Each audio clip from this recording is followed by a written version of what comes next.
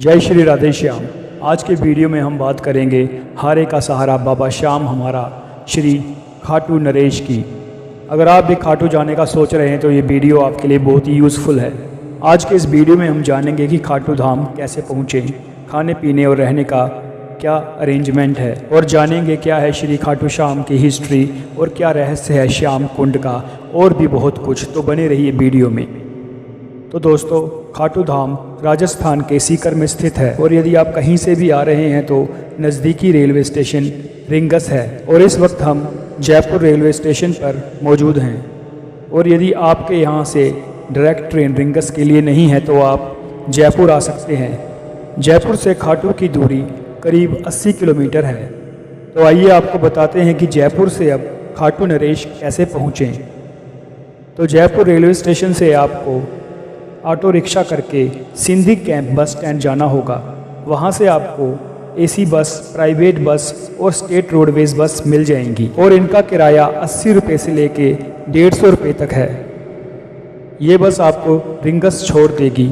Rings से खाटू धाम की दूरी 20 से 22 किलोमीटर की है। रिंगस से खाटू श्याम पहुँचने के लिए आपको मात्र 50 रुपये में शेयरिंग टैक्सी मिल जाएगी, और कई श्रद्धालु रिंगस से पैदल ही बाबा का निशान लिए हुए आपको जयकारे लगाते हुए श्री खाटू धाम जाते दिख जाएंगे। टैक्सी आपको यहीं पर खाटू श्याम द्वार पर छोड़ देगी। ये बाबा का श्री खाटू श्याम द्वार का दृश्य है, और श्री खाटू श्याम द्वार से अब खाटू मंदिर के पास हम किसी होटल में ई रिक्शा के द्वारा जा सकते हैं। यहाँ पर आपको बहुत सी धर्मशालाएँ, होटल, लॉज, गेस्ट हाउस मिल जाएंगे, और इन धर्मशाला होटल्स का किराया भी मात्र 300 रुपये से लेकर 2000 तक है।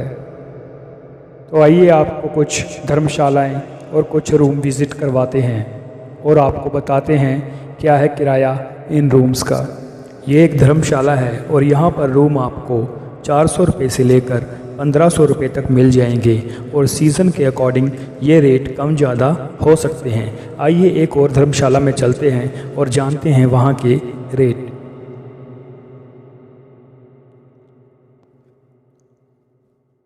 ये एक और धर्मशाला है श्री खाटू श्याम चैरिटेबल ट्रस्ट। आइए चलते हैं अंदर और जानते हैं यहाँ के रूम्स का रेट। ये धर्मशाला के अंदर का व्यू है। आइए अब आपको रूम विज़िट करवाते हैं। तो ये इस धर्मशाला का बेसिक रूम है जो नॉन एसी है, विदाउट अटैच बाथरूम, और इसका किराया मात्र 400 रुपये है। तो आइए अब चलते हैं खाटू श्याम कुंड की तरफ, जो खाटू श्याम मंदिर के पास ही है। श्याम कुंड की तरफ जाते समय रास्ते में हमें 2 दूल्हों वाली बारात भी दिखी, जो आप इस समय वीडियो में देख रहे हैं। तो हम आ चुके हैं अब प्राचीन श्री श्याम कुंड। जय श्री श्याम। श्री खाटू श्याम मंदिर के पास ही है श्री श्याम कुंड। कहते हैं श्री बर्बरिक खाटू श्याम का शीश इस प्राचीन श्याम कुंड से ही निकाला गया था। कहा जाता है कि महाभारत के युद्ध के समय भगवान श्री कृष्ण ने बर्बरिक से उनका शीश दान में मांग लिया था। कहा जाता है कि भगवान श्री कृष्ण ने महाभारत के युद्ध के बाद श्री बर्बरिक का शीश रूपवती नदी में प्रवाह दिया था, और वह शीश बहकर श्याम कुंड में आ गया, और श्याम कुंड से ही खाटू श्याम का सिर निकाला गया था। दोस्तों, ये श्याम कुंड का परिसर है। तो आइए जानते हैं श्याम कुंड का इतिहास, और चलते हैं श्याम कुंड की ओर। श्याम कुंड की बहुत मान्यता है, और लोग यहाँ आकर स्नान भी करते हैं, और यहाँ पर आपको अन्य देवी देवताओं के भी दर्शन मिलेंगे। श्याम कुंड गहरे और अंडाकार आकृति में बना है, और इस कुंड में पानी है जिसका जल बड़ा ही पवित्र माना जाता है। कहा जाता है कि कुंड का जल जमीन से निकलता है, इसीलिए ऐसा कहा जाता है कि कुंड में जल पाताल से आता है। इसीलिए श्याम कुंड को खाटू का तीर्थ भी कहा जाता है। दोस्तों, ये श्याम कुंड है जो किसी कारण से अभी बंद है। इस कुंड में स्नान करने से पापों का नाश होता है और पुण्यों की प्राप्ति होती है। वहीं श्याम कुंड के जल का चरणामृत ग्रहण करने से आत्मिक शक्ति का अनुभव होता है। दोस्तों, श्याम कुंड में भी आपको बाबा श्याम के दर्शनों का पुण्य मिलेगा, और यहाँ पर एक और प्राचीन कुंड है, यहाँ का जल अपने साथ लोग घर ले जाते हैं। तो आइए पहले श्री बाबा श्याम के दर्शन करते हैं, और बाद में इस प्राचीन कुंड से अपने घर के लिए जल भी जरूर लेंगे। तो आप भी मेरे साथ दर्शनों का लाभ उठाइए।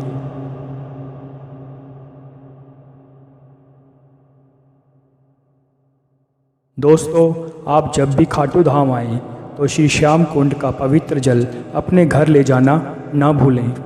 ये कुछ सीढ़ियाँ उतरने के बाद श्री श्याम कुंड है और यहाँ से श्रद्धालु अपने घर के लिए पवित्र जल ले जाया करते हैं। श्री श्याम कुंड का परिसर काफ़ी विशाल है। यहाँ पर आपको बाबा खाटू श्याम के दर्शनों का लाभ तो मिलेगा ही, साथ ही आपको भगवान श्री राधा कृष्ण, भोलेनाथ, चिंतहरणी माता, गायत्री माता, हनुमान जी के भी दर्शनों का लाभ प्राप्त होगा।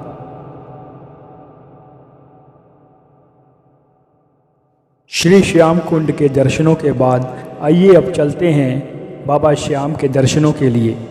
शीश के दानी, हारे के सहारे, लखतत्तार खाटू नरेश, बाबा श्याम और भी न जाने कितने नामों से बाबा के दीवाने उन्हें पुकारते हैं। कहते हैं कि जैसे जैसे कलयुग बढ़ेगा वैसे वैसे बाबा श्री खाटू श्याम की प्रसिद्धि और चमत्कार भी बढ़ेंगे। श्री श्याम कुंड से श्री श्याम मंदिर काफ़ी नज़दीक है और जाते वक्त आपको मार्ग में कई और मंदिरों के भी दर्शन मिलेंगे।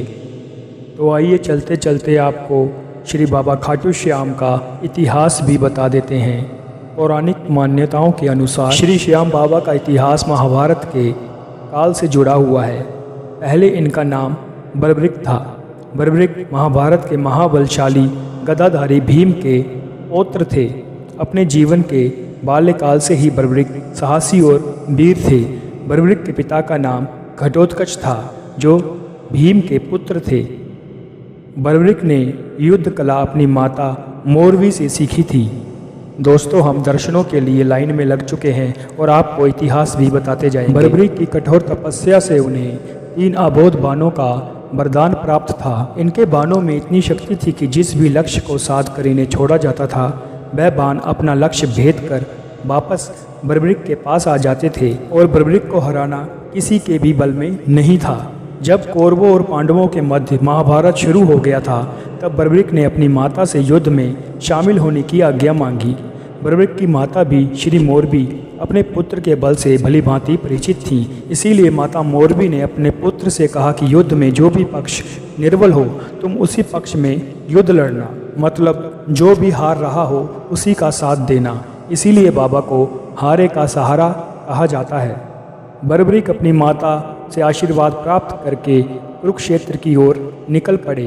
कुरुक्षेत्र पहुंचकर बर्बरिक ने अपना घोड़ा एक पीपल के वृक्ष के नीचे बांध दिया और विश्राम करने लगे। बर्बरिक जब कुरुक्षेत्र पहुँचे तो उनकी चर्चा हर तरफ होने लगी, किंतु कई लोगों के लिए उनकी अद्भुत क्षमता चिंता का विषय बन गई। जब भगवान श्री कृष्ण के पास बर्बरिक की वीरता की बात पहुंची तो उनको तनिक भी समय नहीं लगा कि बर्बरिक जब देखेगा कि कौरव युद्ध में निर्बल पड़े हैं तो वह उनके पक्ष में शामिल हो जाएगा। इससे पांडवों की पराजय निश्चित है। भगवान श्री कृष्ण बर्बरिक की परीक्षा लेने के लिए उनके पास जाते हैं। भगवान श्री कृष्ण को आता देखकर बर्बरिक ने उनको प्रणाम किया और अपना परिचय दिया। भगवान श्री कृष्ण, पुत्र बर्बरिक, क्या सच में तुम अपने 3 बाणों से युद्ध समाप्त कर सकते हो? तुम्हारी इस बात पर मुझे तो क्या, यहाँ किसी को भी विश्वास नहीं है। बर्बरिक ने कहा, आप तो सर्वज्ञानी हैं भगवान, फिर भी मैं आपको बताता हूँ। मेरे 3 बाणों में जब मैं पहला बाण अपने लक्ष्य की ओर से छोड़ूंगा तो वह अपना लक्ष्य चिन्हित करके आ जाएगा, और फिर जब मैं दूसरा बाण छोड़ूंगा तो वह बाण अपना लक्ष्य साध कर मेरे पास लौट आएगा। अगर मेरा लक्ष्य इस ब्रह्मांड में कहीं भी छुपा हो तो मेरा तीसरा बाण उस लक्ष्य को साध कर आ जाएगा। भगवान श्री कृष्ण बोले, पुत्र, मुझे तुम्हारी इस बात पर शंका हो रही है, इसीलिए तुम ऐसा करो कि इस पीपल के सभी पत्तों पर अपना निशान साध कर अपनी बात को सिद्ध साबित करो। बर्बरिक बोले, प्रभु, आपकी ऐसी इच्छा है तो मैं आपकी परीक्षा में जरूर सफल होऊंगा। बर्बरिक ने तुनीर से पहला बाण निकाला और पीपल के पत्तों पर साध दिया। तीर पीपल के सभी पत्तों को चिन्हित कर वापस लौट आया। उन्होंने अपना दूसरा बाण भी साध दिया और दूसरे बाण ने पीपल के सभी पत्तों को भेद दिया था, किंतु वह अभी भी आकाश में ही घूम रहा था। सभी चिंतित पड़ गए कि बाण वापस बर्बरिक के पास क्यों नहीं लौटा। बर्बरिक बोले, प्रभु, लगता है कि आप मेरी गहन परीक्षा लेने हेतु ही आए हैं। इसीलिए तो आपने पीपल का एक पत्ता अपने पैर के नीचे दबा रखा है। प्रभु कृपया अपना पैर पत्ते से हटाइए, अन्यथा मेरा बाण आपके पैर को कहीं क्षतिग्रस्त न कर दे।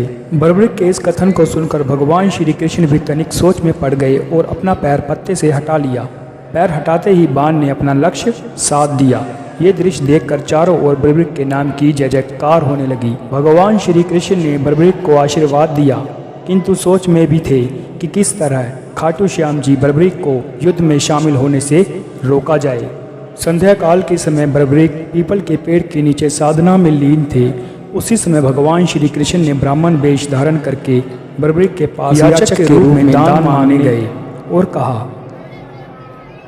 ब्राह्मण रूपधारी भगवान श्री कृष्ण ने कहा, युवक, याचक को कुछ दान प्राप्त हो सकता है। बर्बरिक, कहो ब्राह्मण देव, क्या अभिलाषा है आपकी? जो मेरे वश में होगा मैं आपको जरूर दूंगा। ब्राह्मण, युवक, जो तुम्हारे वश में है उसी की इच्छा है, बस देखना है कि आज तुम मुझे दे पाते हो कि नहीं। बर्बरिक बोले, हे ब्राह्मण देव, अगर आप मेरे प्राण भी मांग लेते हो तो आपको बिना दान दिए पीछे नहीं हटूंगा, वचन देता हूँ। ब्राह्मण, तो फिर उचित है कि तुम मुझे अपने प्राण ही दे दो युवक, आज मुझे इसी दान की इच्छा है। ब्राह्मण देव की इस इच्छा को सुनकर बर्बरिक भी अचंभित हो गए और सोच में पड़ गए कि जरूर ही ब्राह्मण वेश में कोई उनकी परीक्षा ले रहा है। तब बर्बरिक ने कहा, हे ब्राह्मण देव, मैंने आपको वचन दिया है, इस कारण मेरे प्राण अब आपके हैं, किंतु अब आप अपना असली परिचय दें कि आप कौन हैं। बर्बरिक की बात सुनकर ब्राह्मण वेशधारी भगवान श्री कृष्ण अपने असली रूप में आ गए। उनका असली रूप देखकर बर्बरिक ने उनको प्रणाम किया और कहा, हे प्रभु, मेरे प्राण तो पहले ही आपके थे, इसीलिए मुझे तनिक भी संकोच नहीं है अपने प्राण देने में, किंतु एक बात का दुख सदैव रहेगा कि मैं महाभारत युद्ध नहीं देख सका। इतना कहकर ही बर्बरिक ने तलवार से अपना सर काटकर भगवान श्री कृष्ण के चरणों में रख दिया। इसीलिए इन्हें शीश के दानी के नाम से भी जाना जाता है। भगवान श्री कृष्ण ने कहा, पुत्र बर्बरिक, आज तुमने अपने वचन की लाज रखी है, तुम्हारा नाम इतिहास में सदा अमर रहेगा। इसीलिए मैं तुम्हें महाभारत युद्ध का साक्षी बनने का वरदान देता हूँ और तुमने मेरी बात का भी मान रखा है। इसीलिए आने वाले कलयुग में तुम्हारी पूजा मेरे नाम श्याम से होगी और तुम्हारी ख्याति पूरे संसार में फैलेगी। जिस तरह आज इस धर्म युद्ध को तुमने अपने प्राण देकर सहारा दिया है, उसी तरह तुम अपने सभी भक्तों को सहारा दोगे। महाभारत युद्ध की समाप्ति के पश्चात बर्बरिक के सर को रूपवती नदी में प्रभावित कर दिया गया था। उसी नदी में बहता हुआ बर्बरिक का सर वर्तमान खाटू नगर में आ गया था। कालांतर में रूपवती नदी सूख गई और बर्बरिक का सर मिट्टी में दब गया। सैकड़ों वर्षों के बाद खाटू शहर में, जहाँ पर बर्बरिक का सर दबा हुआ था, उसी जगह एक गाय ने अपने आप दूध देना शुरू कर दिया और इसकी चर्चा जब आसपास फैली तो गांव वालों में कौतूहल व्याप्त हो गया कि आखिर उस स्थान में ऐसा क्या है। ठीक उसी रात को खाटू के राजा रूप सिंह चौहान को सपन आया कि गांव के उस स्थान पर कुछ दिव्य दबा हुआ है। इसीलिए राजा ने वहां पर खुदाई करवाई। खुदाई में बर्बरिक का सर प्राप्त हुआ। जैसे ही बर्बरिक का सर मिला, इस वक्त आकाशवाणी हुई कि ये सर महाबली भीम के पौत्र बर्बरिक का है, जिनको महाभारत के समय भगवान श्री कृष्ण ने श्याम के नाम से पूजे जाने का वरदान दिया था। इसीलिए इनका भव्य मंदिर का निर्माण किया जाए। कार्तिक मास की एकादशी के दिन खाटू श्याम जी का सर मिला था और उनके मंदिर में उनकी प्राण प्रतिष्ठा हुई थी। इसी कारण एकादशी को सभी भक्तों में विशेष दिवस के रूप में मनाया जाता है। तो मिलते हैं अगले वीडियो में। जय बाबा श्री श्याम। हरे कृष्णा।